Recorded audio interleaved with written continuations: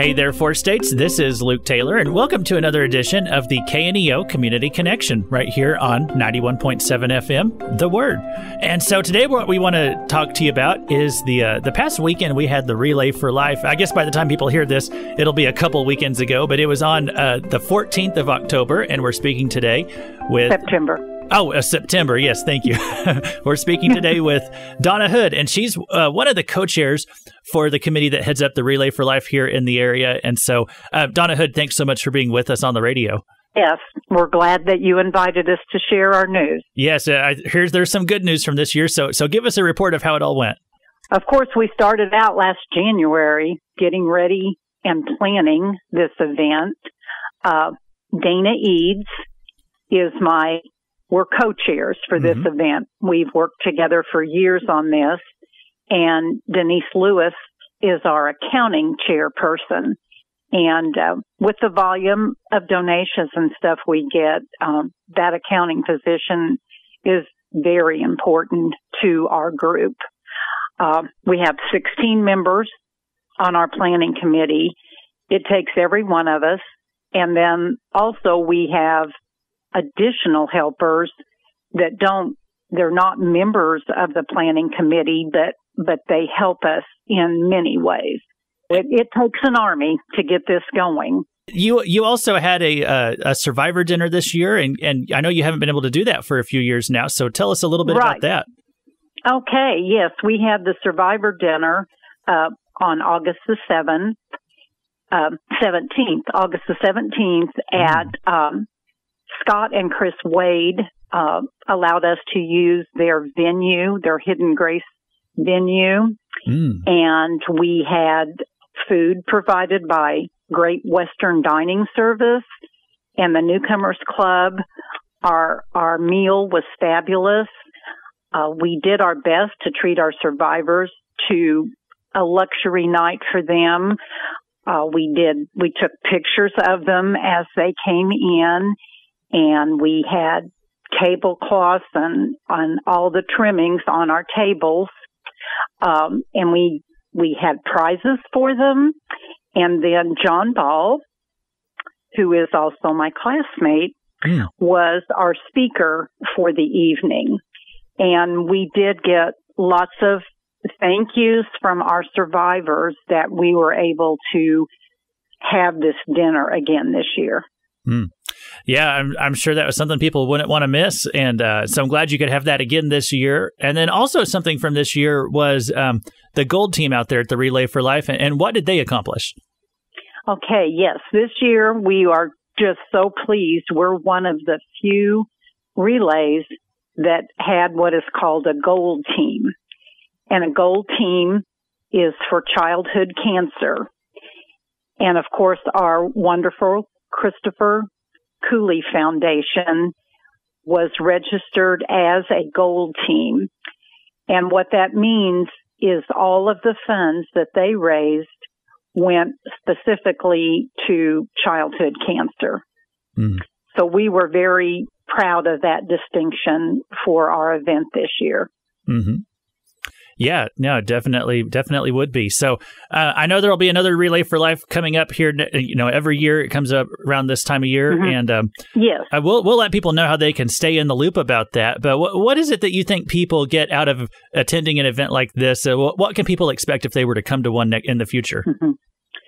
Well, we try to provide just a wonderful evening of several activities. But of course, our big draw to it is for all of our survivors and their families to be able to come together for an evening to celebrate, to remember, and to fight back against this dreaded disease. Our group started setting up actually around noon on last Saturday, September the 14th. We have tent toppers that go up for our teams so they can gather there with their teams. We actually this year had 19 registered teams, and I believe that could be the highest number that we've had. Really? 12 of them were able to set up at the relay, and they had fun games and things at their tent.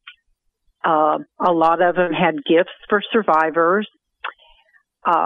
Then as the evening kicked off, we had our opening ceremonies, and then next on our event, we had what's called our survivor ceremony.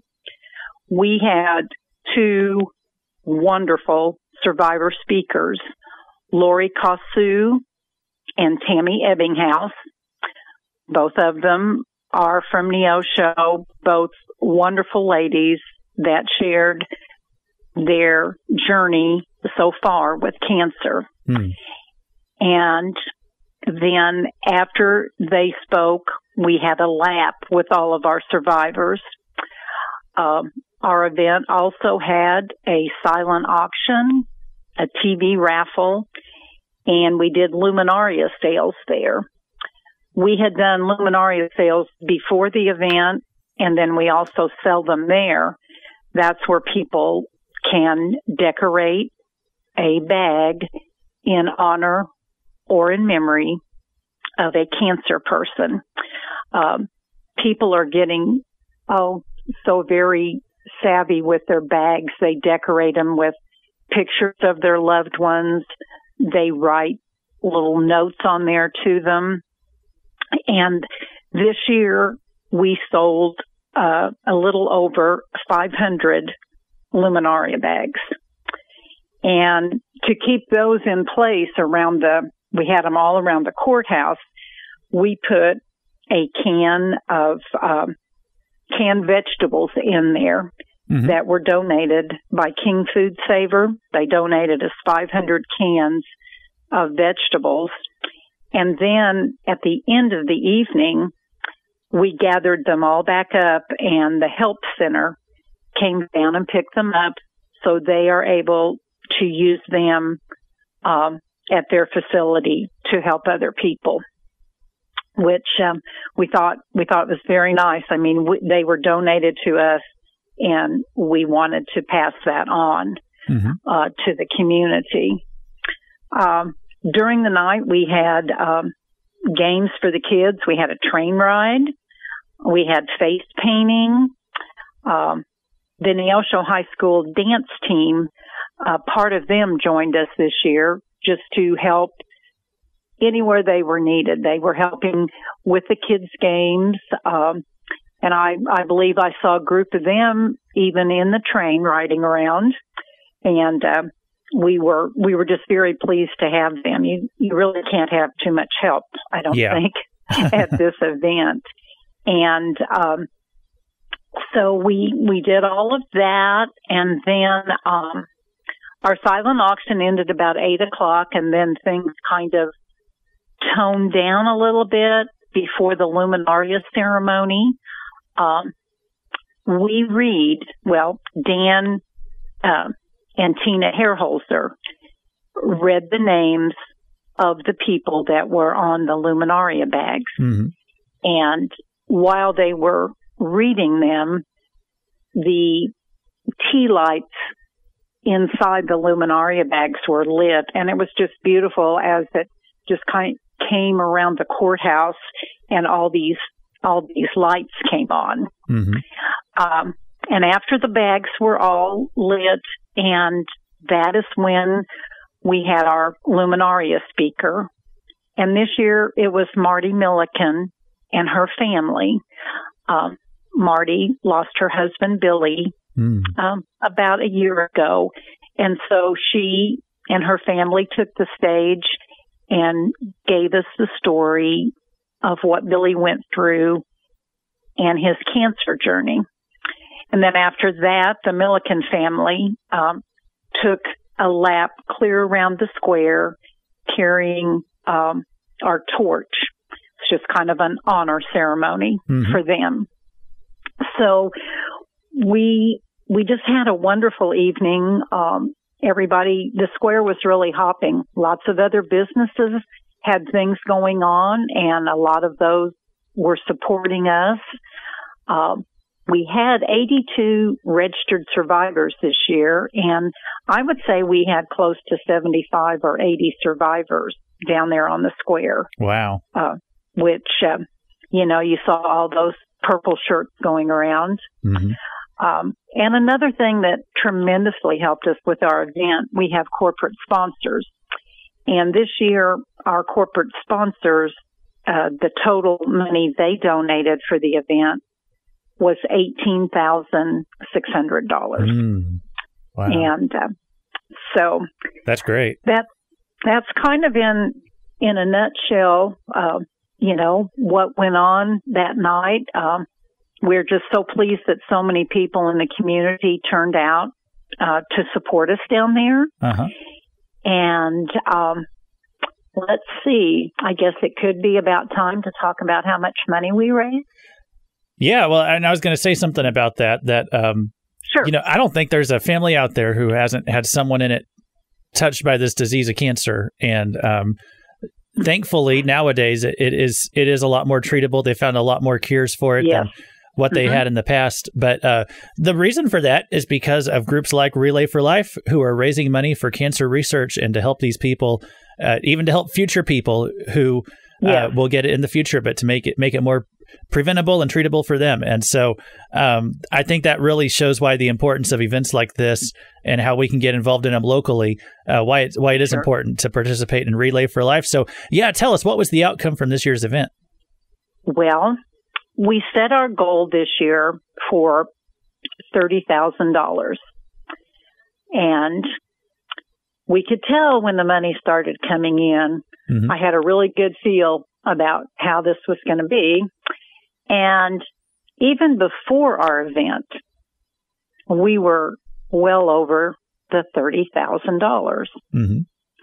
Well, at the end of the night, and then with a few more donations that came in over the weekend, we are looking at a total of $47,366.